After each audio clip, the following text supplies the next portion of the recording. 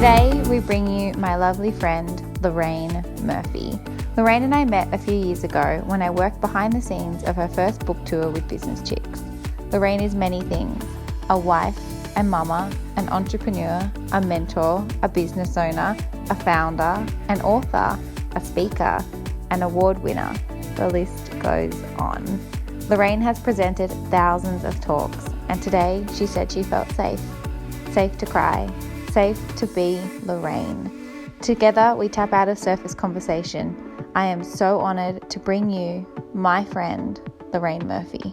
This morning has been chaos. We have 3 babies here. We've got... Should have brought Lexi. I know. I should have brought... Actually, probably shouldn't have brought Heidi. She's like Hurricane Heidi. She wouldn't sit still. But this morning's been really great. This is kind of like, you'll see behind the scenes, but what we do, I hope, is a little bit profesh, but behind the scenes is chaos. Oh, I have full faith. I mean, my makeup looks incredible, so I'm happy. You look beautiful, but thank you so much for being here. Thank you. You wear so many hats. Mama, Yes. wife, entrepreneur, founder, author, everything. Yes. But let's take it back to before you wore any hats and you were just you. Yes. A young girl, your family. Did you grow up in Ireland? Or? Yes. Yeah? So I didn't leave Ireland until I was 25. Oh, okay. 24. And So you moved like last year? Oh, no, I was I'm joking. That's how good my makeup would be. Yeah. So good. And no, I grew up in a very big family, as in just myself and my sister, but we had a very big extended family. There's probably 40 to 50 people in the extended family who I saw almost every day, probably. So yeah, I came from a very big, very safe, very loving family. Was moving really hard then? No, well, I moved to London first, so I kind of think I staged the moving away. Yep. And London was just amazing. Yeah. You know, just to go to a whole new city. I had one friend there. I landed an awesome job somehow. And just to be able to, I guess, recreate myself in a new city was really exciting. Yeah. And then I came to Australia with my English boyfriend at the time.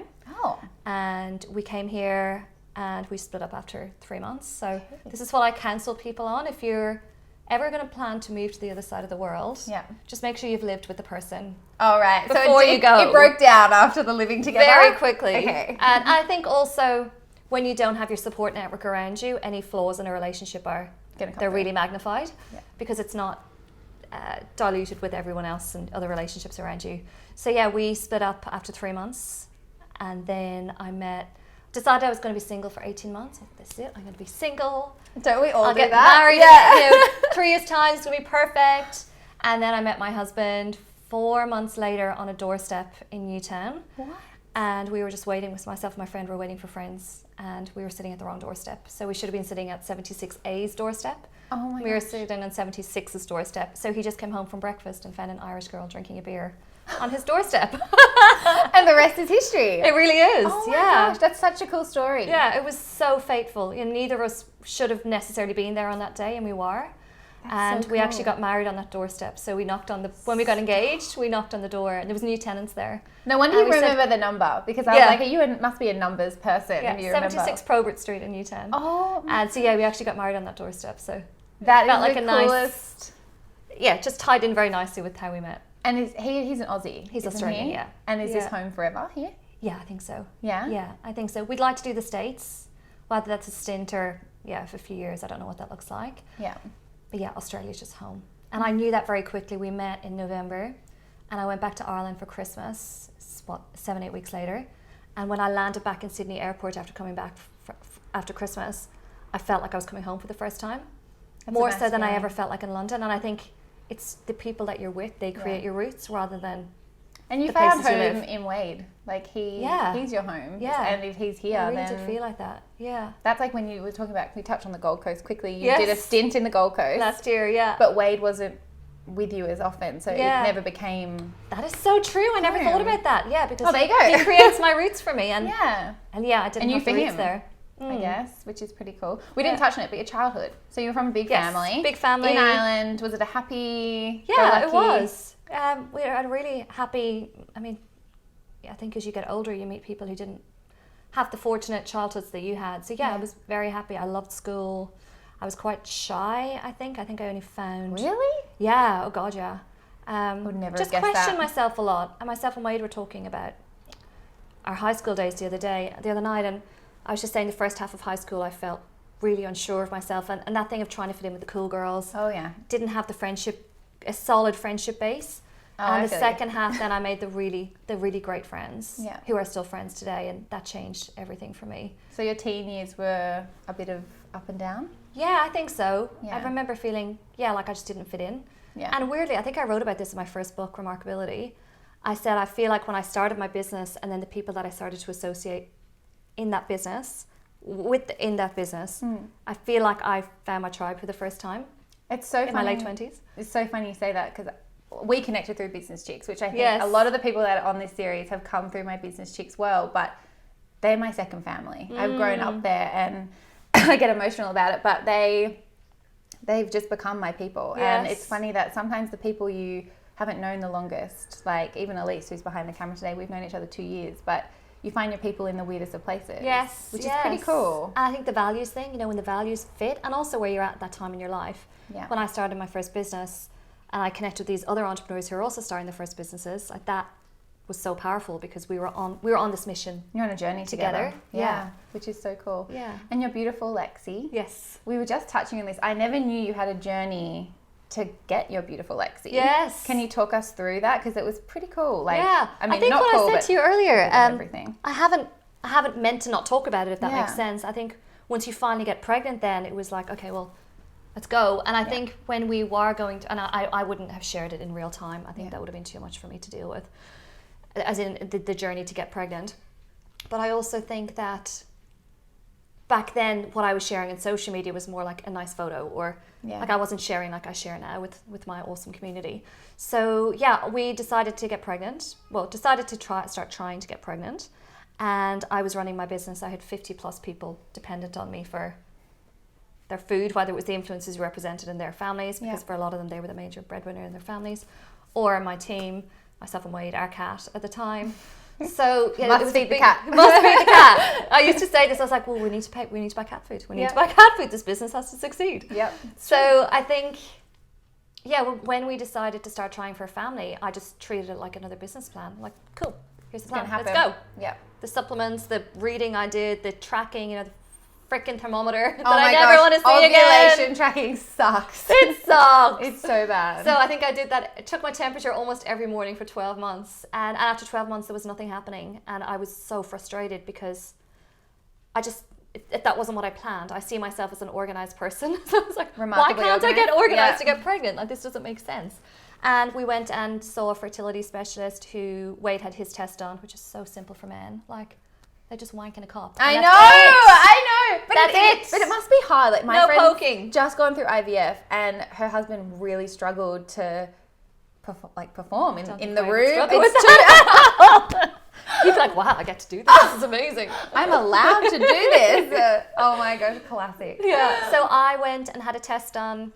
What we actually found out was I had precancerous cells on my cervix when I was 24, which I had a laser procedure to remove. And did that come up in a pap smear? It was a pap smear, okay, And in Ireland, they tell you don't have to get pap smears till you're 25. Really? I was 23. And I went to a new GP to get my pill prescription, and she said, no, we're giving you a pap smear today. And I was really anxious about having a pap smear. And I had it, and it came back that I had CIN3. And then, fast forward 10 years, and we're trying to get pregnant, and nothing's happening. So what they actually found is I had scar tissue on my cervix, which was stopping me from getting pregnant. Yeah. We had no idea. You said it was like a built-in IUD. Yeah, pretty much. Crazy. Like, I had a built-in female condom, essentially. So I went and had a day procedure. They also, as I said to you earlier, they also found endometriosis, which I never knew I had. Like, I just didn't have the symptoms that I thought someone with endometriosis would have. So I had the procedure, and we got pregnant the next month. So it was a happy ending for us.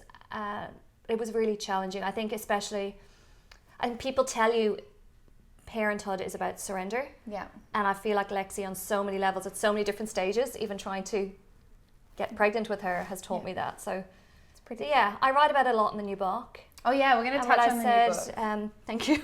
No, we It's are. like my token plug. No, it's not a token plug because I'll be there. We're going to go to, you've got your launch party in Sydney, or your launch. Yes, on the book 29th launch, of I should August, say, yeah. not launch party, whatever you want to call it. And then you've got your books on pre-sale. Yes, it's on pre-sale at the moment. We'll link it all down below. Tell us about the book, actually, now we're on this. Yeah, sure. How did it come about? Well, the book is the book that I just needed when myself and Wade went away for a weekend in the Blue Mountains. And I had the conversation. I said, I think we should start trying for a baby. And he was like, what, really? Like, we're 32, 33. Like, we should be thinking about this now. So, and I just didn't know where to start. I felt so much responsibility to my business. I had been running it happily, very successfully for 3 years at that point. Yeah. We were making multi-million dollars of revenue. I had an incredible team.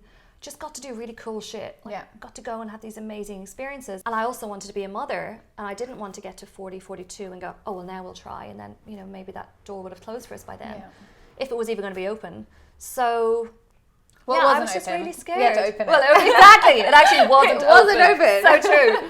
So, I was really scared, terrified. I didn't know of Emma Isaacs at that point, and she's like the person I would look to for that kind of thing. Like, her book Winging It wasn't out. Yeah. And I downloaded a few books on my Kindle for women who had kind of written books to support someone like me, and it just wasn't scratching the itch or answering the questions that I had.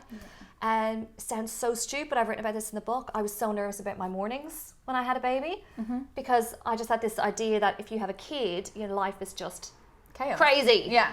And my mornings are really important to me, for me to set the tone. So just on so many levels, I just didn't know. I didn't know how it would affect my relationship with Wade. And I didn't know about, would I lose my drive? That was a huge fear of mine. Will I still be driven after I have a baby? Because you hear of all these women who are, corporate suited and booted types, and all of a sudden they have a baby and they're like earth mamas and don't want to have their corporate role anymore. Yeah. So there was just so much I didn't know, and I just needed a big sister or an auntie just to sit down with me and just say, look, this is how it's been. And that's where the book came from. So the first half is my personal experience of the whole, the fertility challenges, everything. Yeah. And literally everything. I'm really nervous about this one. I'm excited. I put a lot in there that, I think a lot of people in my life don't even know about yet. So for some reason, I feel more comfortable putting this stuff into a book than I do having it in a conversation in person. I don't know why. And then the second half is my reflections on I call them like hot button topics. So mother's guilt, for example, which is one of my massive bugbears. The mental load, which is something I think most women really struggle with. Yeah. I've also talked about my relationship with Wade. I've been brutally honest in that one. So the second half is like the hot button topics. I love that. And there's worksheets and exercises and so on. So people can apply it to sort of what they're going through. I love that. I'm so excited. When is it coming? Like, can I ask? Like, well, I think I'm getting my shipment this week, which is very exciting. Okay. But it's coming out 29th of August. Okay, so soon. Yeah. This will go up just before. So pre-order it down below if you want to have a look.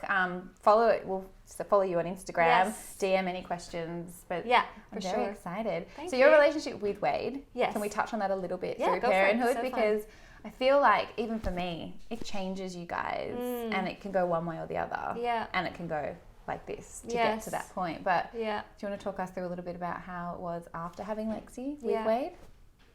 I feel emotional now because no, it's been a huge journey for us, and I think we've been more like this. Yeah. But I also think that so many couples struggle just from becoming parents. Oh. And in the last making me cry. But in the last 2 years, we have dealt with him starting a business, almost going bankrupt. Oh my God. Me having the biggest financial wipeout. I mean, I got financially wiped out last year, which I talk about in the book as well. Yeah. We have moved to the Gold Coast, moved back from the Gold Coast, had extended periods of separation. We've both had a lot of family stresses in each of our families. And then we got pregnant and lost a baby in the last few months, and then we had to move out of our house. 2 weeks ago, we moved, from finding out we had mold in our rental to finding our new place, moving into the new place was 9 days. It's just been epic. So, and raising a little person all through and it. Lexi, so it's crazy. I feel like it would do Lexi a disservice for me to say that our relationship has suffered as a result of her, because I don't actually think it's her. I think it's all the other circumstances. Really? The biggest thing we have experienced, and I talk about this a lot in the book, it's that sense of each of you having your own time and space to do your own thing. Yeah. So before I became a parent, I would go for long walks. I would take myself to yoga and have breakfast afterwards. Like, there was just this ample time just to be in my own juices and think and get ideas. And For me, that's been the biggest trade-off because I am an introvert. I come up with brilliant ideas, as we all do. You know, when my energy is great, I'm unstoppable. Yeah. And I find it really difficult when your day is planned around naps and beds and just the fucking boringness of a lot of it. You know, hard. And I adore Lexi. I love spending time with her. And I just said to Wade the other day, I feel like the time that I actually get to just spend enjoying her is so limited because you're constantly getting from A to B, getting her to bed, cleaning up, you know, and that makes me sad.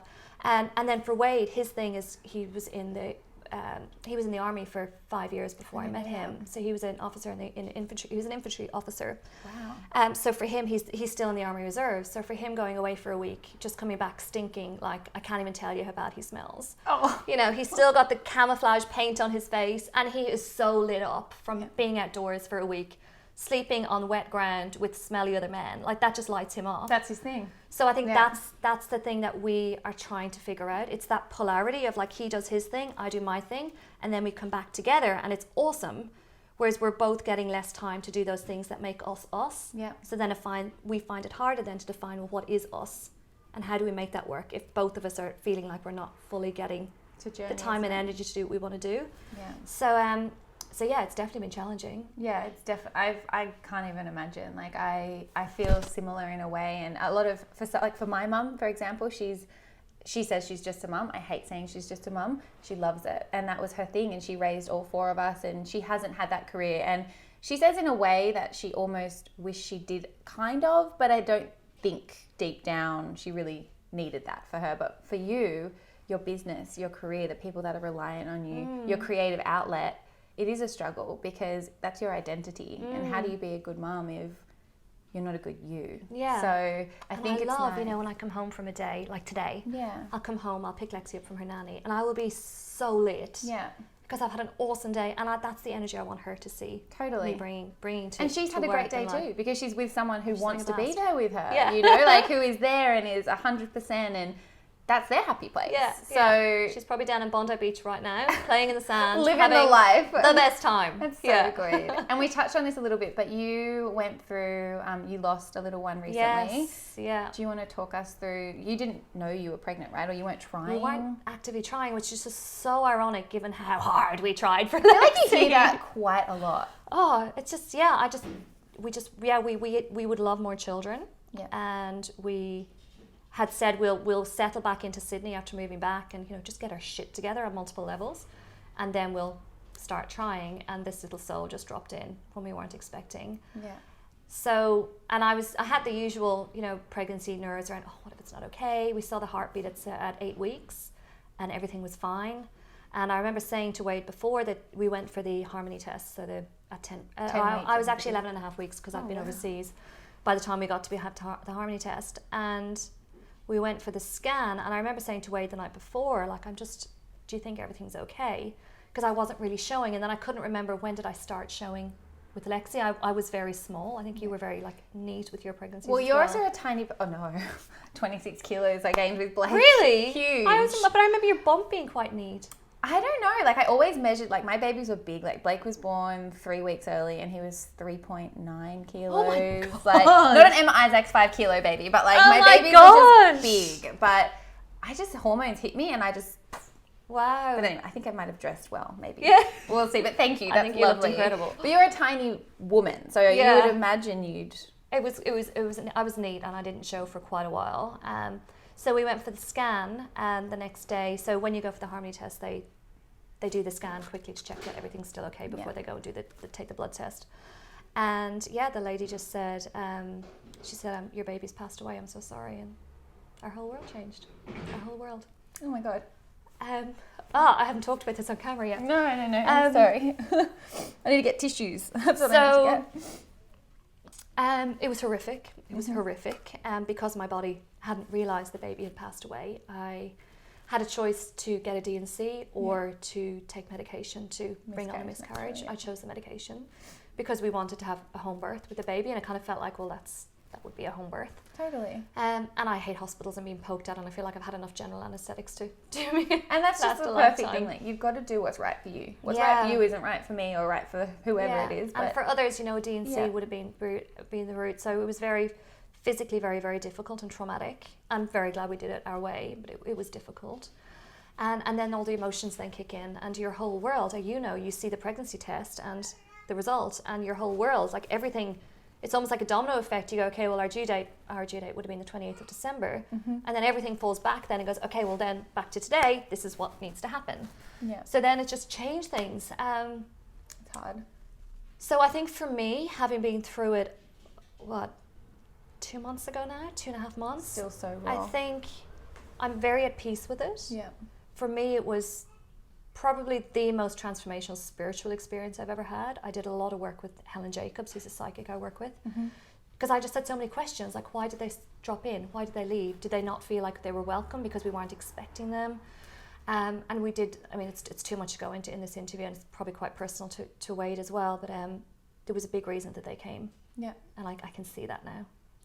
It's a beautiful thing, you know, you've got to take things from what happens to you, and you know, that's your journey. And it's funny, like I'm a big believer, just for me and my beliefs. When I lost my little one, I remember saying to Toby, I had the whole like, why me, my body failed us, I'm so sorry, all of that emotion.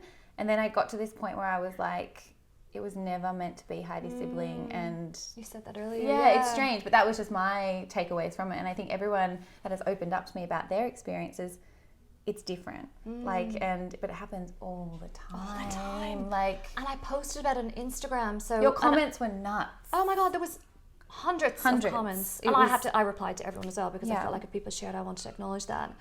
But it happens to so many women, and women who I kind of see as these fertile goddesses who've got like 3 or 4 beautiful babies, and they messaged me and said, I've lost 2 or 3 babies. It's like, holy shit, like it happens to everyone. Yeah, even Ash, who was doing your makeup today, she was the first person I opened up to it, and I said, oh, I'm not in a good place, and she was doing my makeup for an event, and I said, I've actually just lost a baby, and she goes, I just lost a baby. No. And I go, are you kidding? Like, why people don't talk about it. I don't understand why we don't talk about it. And it's so crazy, like even just hearing you share your journey, I don't know, it just was like, it even brought back that I wasn't by myself. Like when I was going through it, hundreds of thousands of women. Such solidarity with it, yeah. It's crazy. For sure. Anyway, on to mentoring. Yes. I actually met one of your beauty, is it mentees? Is that what I call them? I call them mentees, yeah. Mentees. And then iPhone corrects it to Menreets for some reason. So there's obviously an Indian name called Menreet, which it keeps correcting it to. Oh my God. So yeah, my mentees. I met beautiful Jody. Shout out. She watches everything. Love ya. Hello, Jody, my dear. Hello, Jody. But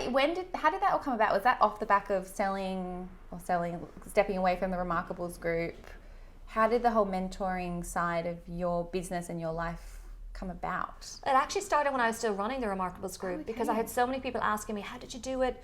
What are your tips? You know, and can I pick your brains? I still want to pick your brains on that, but we'll do that another time.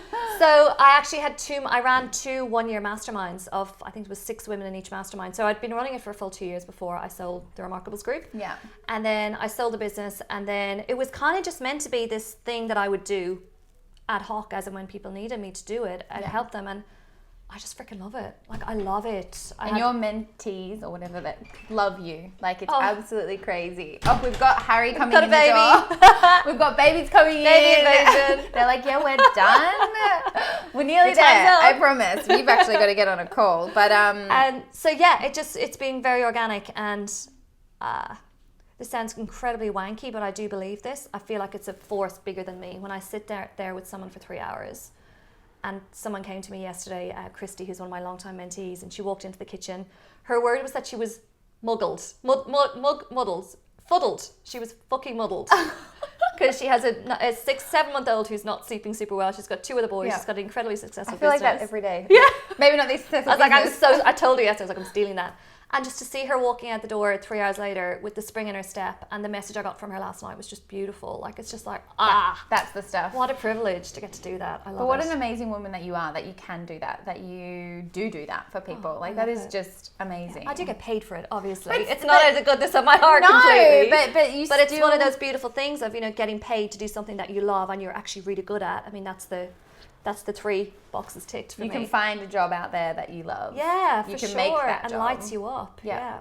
And you're the prime example of that. You've come from running, like you said, a multi-million-dollar company to doing what you love it, right? Like this is your... Oh my God, I love it. And that's love so it. cool. Yeah. So tell us something we don't know about you. I'm obsessed with cooking, which you probably know if you follow me. I know Insta. you're obsessed with cooking. I am constantly worried about where my next meal is coming from. So right now, after I chat to you, I'm going to Business Chicks head office to do a session for their power players. And I'm like angsting about how I'm going to eat before I get there. So I've already planned I'm going to get some food from Thrive, which is this place in Martin Place that I love, on Uber Eats, have it waiting there when I get there, I'm obsessed with food. Just call the front desk and say, hey, my food is coming. Yes. You actually inspired me to try and make pate. Oh my God, how good is it? Yeah, but it didn't work. Didn't work? No, I'm like, my husband. I'll have to send you a recipe. It's so simple. I'm so bad at it. And it's so good for you. Like that liver, it's so, Alexi loves it. On toast. Yeah, she eats it. I was like, if I could get that into Heidi. They love it because it's so fatty and sweet. She, Lexi will put it on crackers and then she'll just lick the patty off the cracker and then put more patty on and lick it. And by the end of it, the patty's just, the cracker's just like limp. It's so like gross. Heidi with cottage cheese. She's obsessed with cottage cheese. She dips it in, but she won't eat the cracker. Yeah. But, I mean, or whatever. Yeah. Anyway, 5 quick questions before we get you onto your I'm call. excited for these. Are you ready? I've got to read it off my phone because I haven't memorized it. These are really good ones. All right. Your go-to new baby product. So a salt lamp. Baby. Oh. A salt lamp. And I know this is a bit of a random one. I had a salt lamp beside... We have salt lamps in pretty much all our rooms at home anyway. Didn't expect that answer, by the way. Yeah, that's how I'm like, whoa. It's freaking amazing. So I'm talking about the Himalayan crystal salt lamp. So they throw this beautiful pink glow.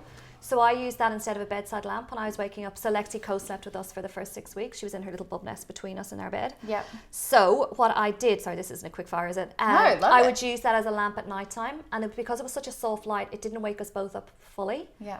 And I think it was a huge help in us just, because obviously you wake up, you feed, but then you don't want to be lying there staring at the ceiling. And I never ever look at my phone during the night. That's just like... Oh, I'm so proud of you. Could not do that during the night. So anyway, that I think is an amazing one. And it's just very peaceful and calm. And I wish I could like screen grab this moment in my head of just her looking up at me with her big love bug eyes, bathed in this beautiful pink light. Like, go-to gift for a new mum, because I get so many questions. Like, my friend's pregnant. Food. Okay. So food delivery, something I've actually suggested to people in the book is that they have a takeaway budget when the baby comes, because I did a lot of food prep before Lexi arrived, but even then you kind of get bored of your own fish pie. Wait, Uber Eats. So yeah, just buy them Uber Eats. Sleeping bag or swaddling? Lexi just had that little wing. She looked like a little wing thing. The love to dream, the sleeping bags. But I honestly, after about 3 weeks, we just didn't. She just slept? Yeah. Oh, I'm so jealous. She wasn't the kind of kid who, like, she's a very still sleeper. I think we're both very still sleepers. Even now, she sleeps like this. Oh my gosh, I'm so jealous. No, Heidi was in that suit just like whacking around. Maybe it was the suit, I don't know, but she loved it. Blake still sleeps in a suit. And she sleeps in a sleep bag now, like to stay warm. Yeah. See, Heidi's so big now, she's in a bed with doonas and so crazy. Big girl. Anyway, go-to advice for every mum. Do it your way. Just be you. Do it your way. I love that. That's my favourite. And are you ready? What's next for you? What's next for me? The book. My book, obviously, and I think this book is a new chapter for my business because I think my focus will really be on mothers, particularly entrepreneurial mothers. So there's many out there. Oh, so many. Like so many. So yeah, I think there'll be a program to accompany the book. So we're working on that at the moment. I'm really excited with that. And stay tuned. Yes, that will be, as in I want to have it ready to go because I think often what happens is people read my books very quickly because they thankfully get into them. Yeah. And then it's like I want to have something ready that I can go deeper with them straight away rather than waiting for another book. This is the planner in you, isn't it? Yeah. The organised, it's constant. We're organised. And I've got Michelle, my business manager, who's amazing at helping with this. And I actually want to host my first Australian retreat next year. So I ran a retreat to Bali late last year, which was sold out within like 48 hours. So I want to do an Australia one. We're going to F off. We're F off now. We're going to get you on a call and get you to Business Chicks or they will kill me. Amazing. Thank you. Guys. Thank you for joining us. So that was my lovely friend Lorraine. Isn't she just the best? Be sure to connect with Lorraine and check out her latest book, Baby You're Remarkable. All the details are linked below. Next week, we bring you the unstoppable Sophie Keisha via the United Motherhood podcast. Be sure to subscribe to the podcast via the link below. We'll see you here on YouTube in 2 weeks. Peace.